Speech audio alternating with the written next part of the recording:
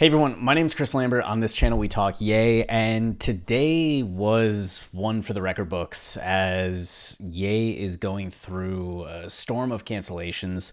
The biggest being Adidas. People are waiting for, no pun intended, the other shoe to drop with Adidas, finally breaking ties with Ye after increased demands from the public.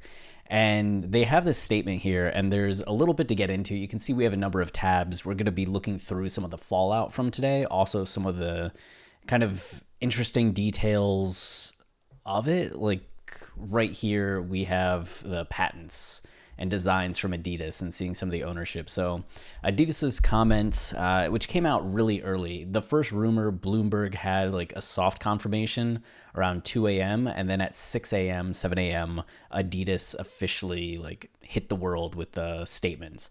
So it says they do not tolerate anti-Semitism and any other sort of hate speech. Ye's recent comments and actions have been unacceptable, hateful, and dangerous, and they violate the company's values of diversity and inclusion, mutual respect, and fairness.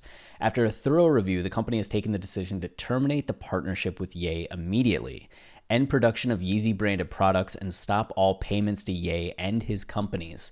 So that's one of the interesting sticking points. Ye had been talking kind of vocally on Instagram about buyout talks with Adidas. And I think the initial number they gave was like 1 billion, 2 billion, something like that. And Ye was saying it's going to cost you a lot more to buy me out, and it's going to cost you a lot more to keep me. Like, let me out of my contract and just like kind of let me go. So it was something that even back in September, October, he was kind of angling for. And we're going to come back to that in a little bit. But the fact that they're saying stop all payments has people wondering, does that mean that there is no buyouts? To that end, like, did he break something in the contract that allows Adidas to say, hey, we don't have to pay you anything to end the contract because you broke this clause? Where Ye might have felt comfortable that he was going to, no matter what, make some billions by the termination of the contract. But maybe that just means we're stopping all payments, like we're doing the last payouts and not doing anything further to him. I don't know. The implications of that are pretty severe. But it says Adidas will stop the Adidas Yeezy business with immediate effect. This is expected to have a short-term negative impact of up to $250 million on the company's net income in 2022, given the high seasonality of the fourth quarter. So $250 million might seem low. I know that there were some people, even myself, being like, oh, that's all that it earned in the year. And it's like, no, that's just November and December. $250 million for November and December. Like, you extrapolate that over the entire year, and definitely over $1 billion, which is wild. But it gets interesting. Adidas is the sole owner of all design rights to existing products, as well as previous and new colorways under the partnership. More information will be given as part of the company's upcoming Q3 earnings announcement on November 9th, 2022. So that means that they're the owner of all the design rights, which is something that Rihar here, RH, who, last time we checked in was at 1,200 followers and was saying like, follow, up to 2,000. So that's great to see. But these are the design patents. And you can see here that it says applicant Adidas, inventors, like Ye's not listed. Adidas is listed again, term 15 years. And this just kind of goes on and on. Ye's name isn't really anywhere on these contracts or on these patents. So I don't know necessarily what that means in terms of like, was this the person that was working with Yeezy on behalf of Adidas? How much did Ye's team do? I mean, we saw at Cody Labs all the different like colorways and silhouettes. We've seen photos of Ye's team working on rough drafts of this. So it's interesting that like Adidas has all the copyright stuff. There was something to where like Ye owned the Yeezy slides, I think it was. So it's not in any of these posts, but the Yeezy slides had his design name on it. So it seems like that might be the one that Ye actually gets to keep, which is just, I mean, they've done well, but it's definitely starting from nothing when it comes to just shoe designs. And this is also something that he was calling them out about. Like, these are my designs. You can't take them. You can't steal them. What are you doing?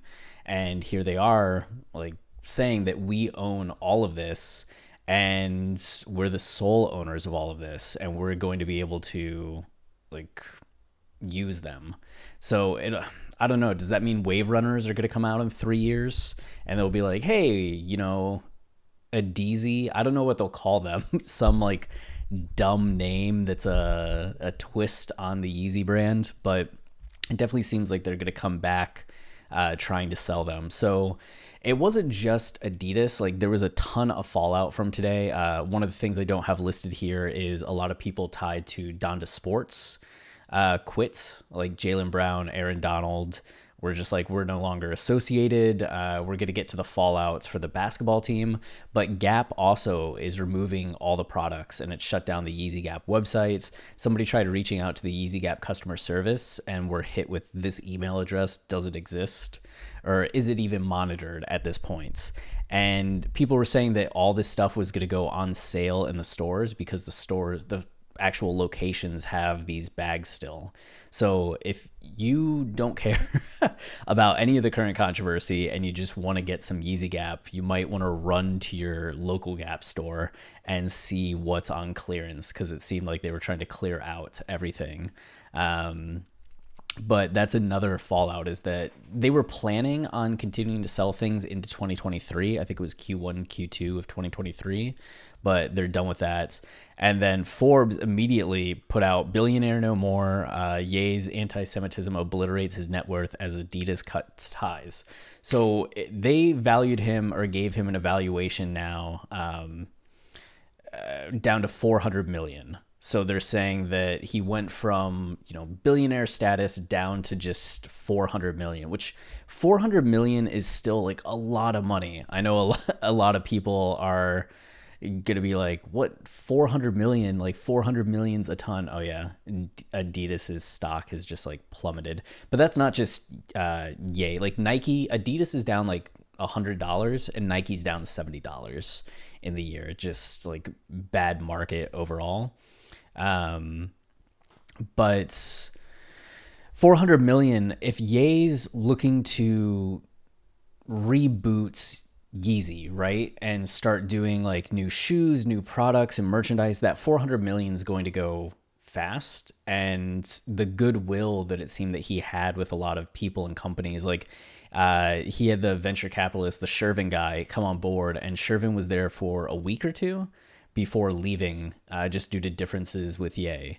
And after all of this, you're going to have to wonder which venture capitalist, at least like in the US, is going to say like, hey, yeah, you know what? I'll back you.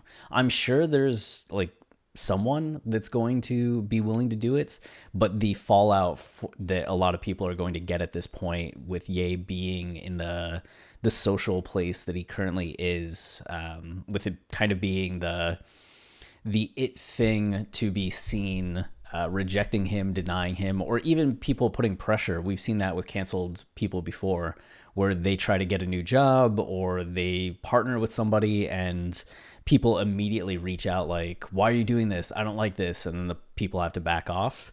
So even though it's 400 million, Ye is Ye.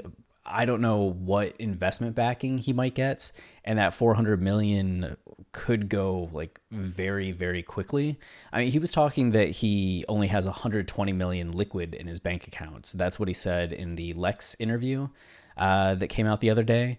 And it's like 120 million in a bank account is also very good. Like you could put that in investments, and if you're making back 8% a year, you're making millions of dollars a year. I guess 120 million, you're making about $10 million a year, which is fantastic. But with the life that Ye has been living, that's still not like all that much money. And with the vision that he has for product and for these Donda Steries and everything that he wants to do, losing that $1 billion valuation, losing the income from Adidas, and then the overhead that's going to be put into starting up any new product, from just having the factories to the materials to the inventory to then the sales and distribution and all of that, that money's going to burn up quick. So it'll be interesting to see. And Ye himself, in interviews like the Drink Champs interview at the end of 2021, he talked about how a time might come very soon where you're hearing about Ye being broke and homeless. And I think it's something that he also talked about in the second Drink Champs interview, maybe just the first. But he said, that's fine because I know like God's gonna pick me up. It'll be okay. You might remember in 2019 he did the Nebuchadnezzar opera. And the specific focus of Nebuchadnezzar was that he was a king who wasn't necessarily believing in God, and God struck him with madness and caused Nebuchadnezzar to live in the wilderness for 7 years. And after 7 years, God was like, hey, are you okay now? Like, I'm going to give you back your wits and you can go back to being a king. Are you going to be cool? And Nebuchadnezzar was like, yes, very. And Nebuchadnezzar was raised back up. And Ye made it in 2019 kind of about his journey from like the hospitalization through 2018 to where he was in 2019 and being like, look, I've been re-blessed by God. But it kind of plays out in the current phase of things with Ye, I think maybe being into that idea of being banished into the woods, like being stripped of everything. There's a lot of pressure with the amount of income and wealth that he had. And a lot of his interviews, a lot of his dialogue over the last year has kind of been geared toward giving up that money, getting rid of the money, being unburdened of the money and the income, even as he praised it, kind of like tossed it around, used it to justify a lot of his correctness over other people. So I feel like there's kind of a fraught relationship with the wealth, as he was as ready to let it go as he was to have it. And there's something to the idea of him driving towards this and just wanting to be free of the Adidas contract, knowing that he can bet on himself, right? He's gone above the odds time and time again. And there's this idea of, if I lose it all, I'll just get it back. I've been there before, I'll do it again. But definitely like these companies are not making it easy. But that 120 million liquid, and he mentioned something about having to take 800,000 from Saint's account. So it'll be, I think there's still going to be some financial fallout from all of this. And then Lex, who did the interview, said anger, pain, resentment, and even hate are best healed through compassionate conversation, not through censorship and derision, kind of responding to a lot of the fallout from today. And a lot of people have been wondering, like, why? Like, what was the shoe that dropped? And I think it's just the series of interviews that Ye did. Like, the comment towards Diddy about Jewish people like sending him is what got him kicked off of Instagram. The comment about Jewish people on Twitter is what got him kicked off of Twitter. And I think if it was just like those individual comments, people are upset, but that's the end of it. Then the Drink Champs interview escalates it. And I think even after the Drink Champs interview, if he had been like done with it, had not said anything, had even just like apologized or not said anything, just like talked about other things for a little bit, people would have let it blow over or been like, well, okay. I'm not saying that they should, but I don't think the public outcry would have reached where it reached. And then he did more interviews, and each successive interview drew more and more attention to what he was saying and how he was saying it.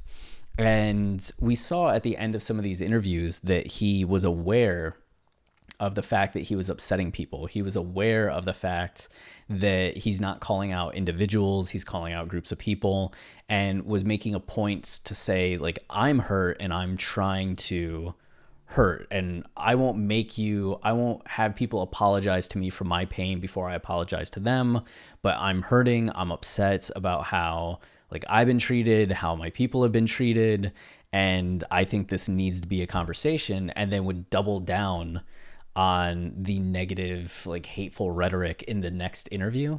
So it's like you'd see a step forward and then 2 steps back, and then a step forward and 2 steps back. But I think if any of those interviews had come out individually and that was it, Like, it was just the one interview where there was controversial things. People would debate it, discuss it, be upset about it, but ultimately, like, kind of move on.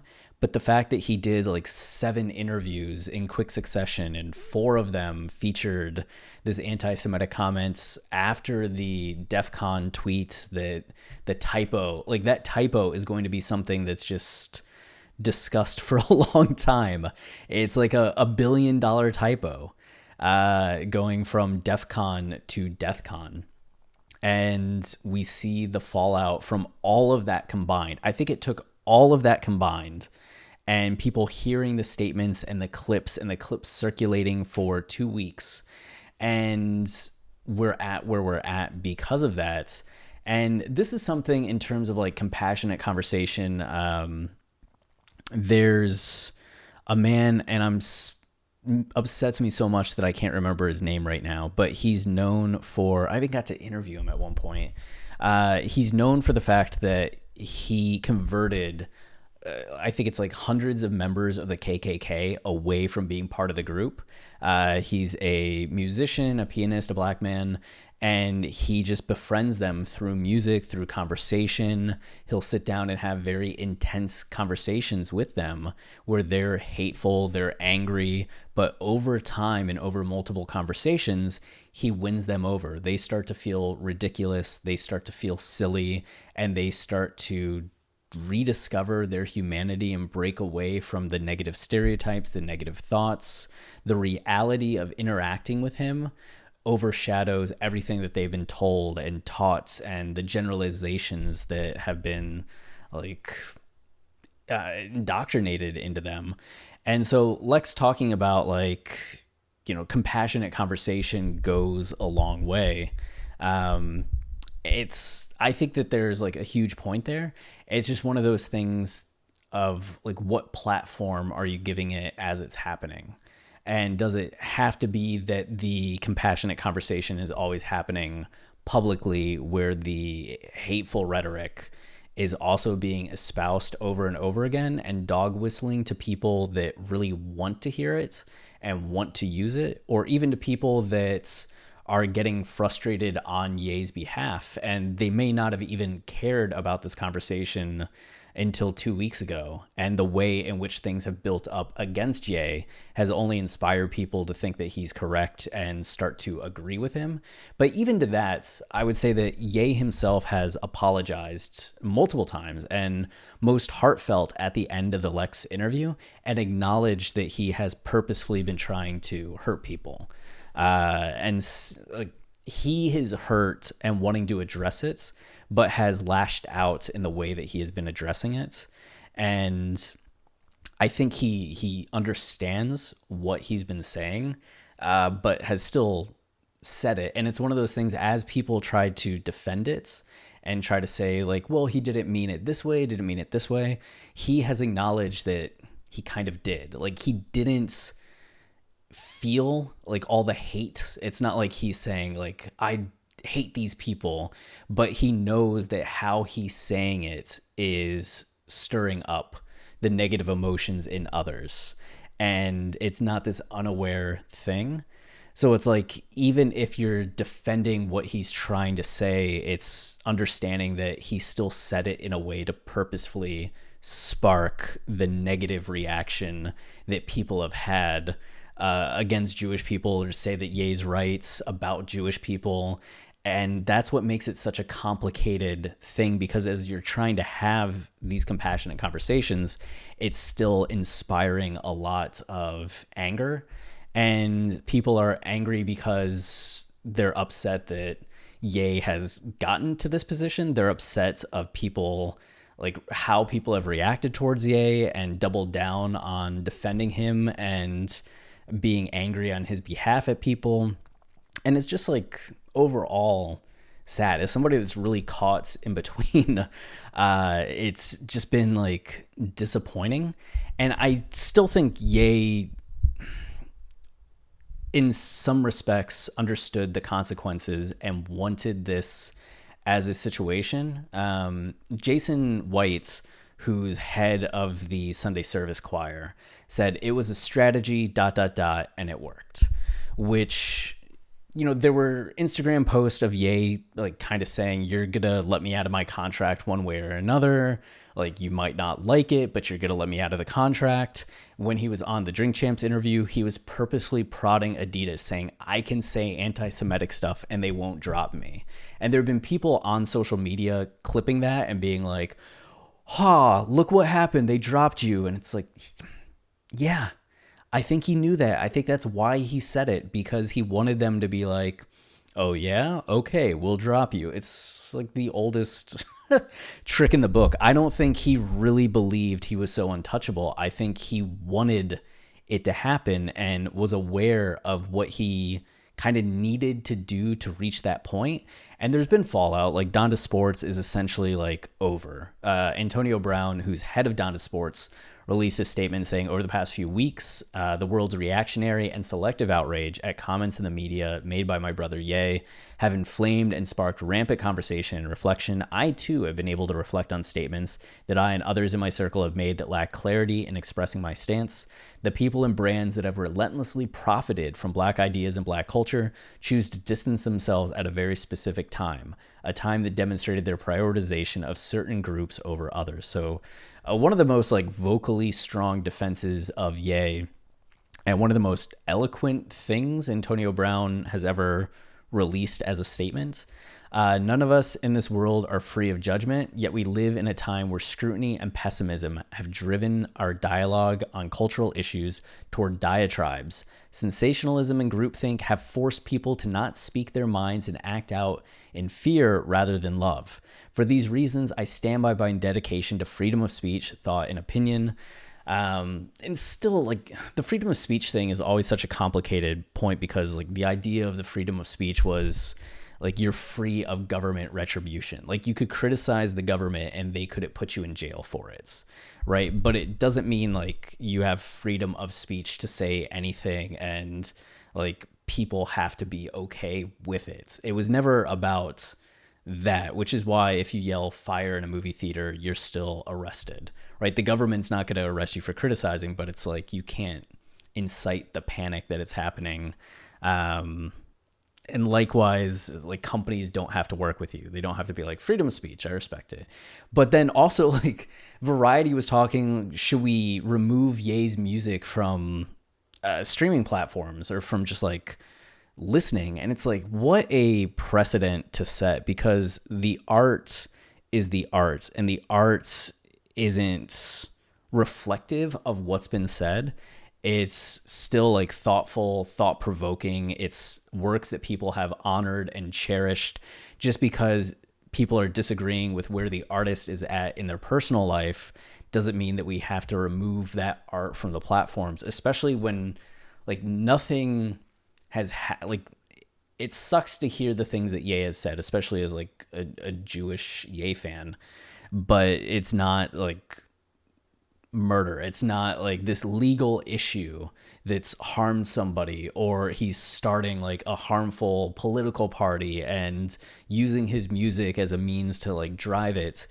It's like punishing people that want to listen to the music, punishing the arts, goes above and beyond what's necessary in the situation, and is just being like an overreaction and overcorrection that once you do that with Ye, where do you stop?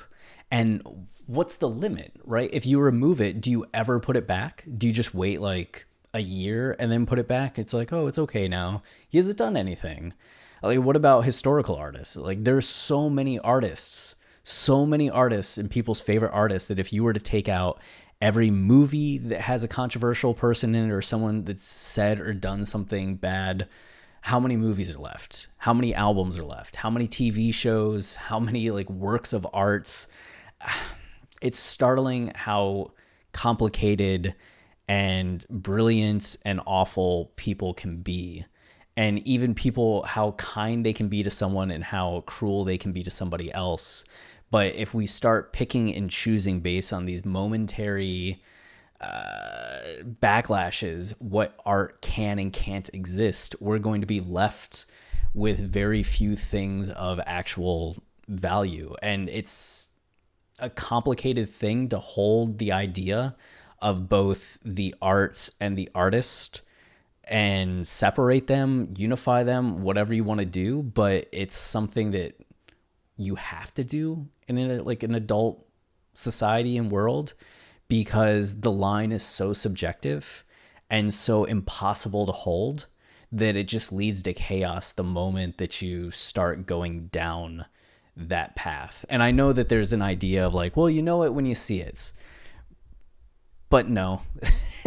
And that always can go like way, way, way too far. So I think like the least amount of overreaction is probably the best. But him saying none of this in this world are free from judgment. Yeah. For these reasons, I stand by my dedication to freedom of speech. I actively seek to coexist in places where I may have a difference of opinion because it's diversity in thoughts that pushes humanity forward. Let me be clear, discrimination of any kind is an injustice to all people, which is exactly why I wish to issue this statement. As the president of Donda Sports, I remain true to the mission of Donda and our amazing staff and community. I remain dedicated to helping clarify statements taken out of proportion by the media. I remain committed. I'm thinking of proportions, the right word there. I remain committed to bringing new ideas, experiences, and designs to our world. I remain in support of the humanity that is Ye. So he said that, and then this happened, which was a statement regarding the participation of Donda Academy at this year's Play-by-Play Classic. They just said that they feel bad that they're removing Donda Academy, but they don't want to be associated with anything related to Ye, because it goes against the spirit of diversity, sportsmanship, inclusion, equity, and mutual respect. And it says, it does not diminish our heartache and regret for Donda's hardworking student athletes who will lose out on the most as a result of his actions. By all accounts, they're an exemplary group of young men. Unfortunately, we cannot, in good conscience, host an organization founded and directed by Mr. West at our events. So that sucks for the basketball team, especially because like the team was such a draw to the school, I think, especially the high school level, and the opportunities that you would get being on Ye's basketball team are just so huge. And the fact that it's resulted in this for a couple of the kids, hopefully they have no issue like going elsewhere, or hopefully they're just able to play. Like punishing them is probably like a step too far. And it still gets back to this idea of like, it was a strategy and it worked. That I think at the end of the day, Ye wanted to push the envelope. He wanted to reach this point where he's making Adidas make this move because he wanted the freedom from his contracts. He worked so hard to get out of his music contracts and got out of it. And then he had the Adidas and Gap deals that he soured on very quickly. And you know, we heard that the concept for the Paris Fashion Week was not the WLM shirts. It was something completely different. And then last minute, he's like, hey, I want to do this. And it just so happened that he had been talking about war, that he had been railing against the contracts with Adidas and Gap. And it seems like at the start of October, he decided, I'm making this happen. And he went with the shirts and then decided to like really double and triple down on it and got to this point. And I think he knew the consequences would be great. And I think he was okay with that and the fallout, with the expectation that he believes he'll make it better, that he believes he'll do something great with this opportunity and this freedom that benefits everybody, and that in the long run, it will be okay. And, you know, maybe it will be. Maybe he'll have his freedom. He'll figure out what he wants to be doing with Yeezy, with all the next steps that he's wanting to take. It'll be successful. And part of that success is going to be him changing his messaging, changing the rhetoric, coming back in the way he did in 2010 with My Beautiful Dark Twisted Fantasy, where he makes something creatively that's undeniable, but also, you know, checks the public boxes and gets to a place where people are willing to forgive him. Because ultimately, as much as like I'm against hate speech towards any group, especially a group that I'm part of, but towards any group, like, there's still room for conversation. There's still room for apology. I still believe there should be room for redemption when there haven't been laws broken, anyone like directly physically like hurt, harmed, any of that. And hopefully we get to that happy ending with all of this. Nebuchadnezzar returns to the throne in a way. But right now we're at the messy part of it. And I still will say that as people try to excuse the things that Ye has said or done, to be aware that he wanted to do that. Like, he was actively pushing buttons towards this end. So I don't think it was like completely innocent and we should be defending because things were taken out of context. They weren't as intended. I think it went down how he wanted it. It's just a question of, do you believe that he believed it to the degree? And does that still make it okay whether or not he said it? Does the ends justify the means, especially when the ends right now are just him getting out of his contract? We'll see what he does with that, but I think that a lot of what we've seen over this last month has been specifically for this. And, you know, we'll be... the world, I mean, people that are angry at Ye, people that are defending him, people that are just puzzled and confused and looking for answers are going to be waiting to see what he says next, you know, and what it is, where he goes with it. Is it something like, let's get to work? Is it something defensive? Is it anything? Like, when will we get the statements? Is it on Instagram? Is it on Twitter? Is it on Parler? Is it another interview where he reacts to this? Is it on Watching the Throne? We'll find out, but definitely one for the record books. I didn't think this video would go as long as it has, but this is such a big day for all of this in terms of like Ye-story, like the history of Ye, that it's definitely one that needs some like discussion and just putting it into perspective. Yeah. So that's it. Weird to plug a podcast episode at the end of all of this, but if you're still focused on the music, you know, our season on My Beautiful Dark Twisted Fantasy has started. Our Dark Fantasy episode just came out today. What a time to be releasing a podcast season. It's just... oy vey, you know. But it's the biggest deep dive I think anyone has ever done into the lyrics and meaning of dark fantasy. A very long, thoughtful episode. I think a very good one. All of the episodes we've done so far, we're recording all of the lights tomorrow, I think are like some of the best that we've done, and I'm really excited to get deeper into the album. But you're definitely going to come away having listened to these episodes with a much stronger understanding of an album that you probably already know and love and feel like you know very well. There's going to be some like nuance and aspects to it that we're going to reveal that you'll be like, damn, good job, guys. I really do like this song even more now. And you probably thought that was impossible. So that's it for this video, you know? Until next time, stay wavy and keep it loopy. Cheers.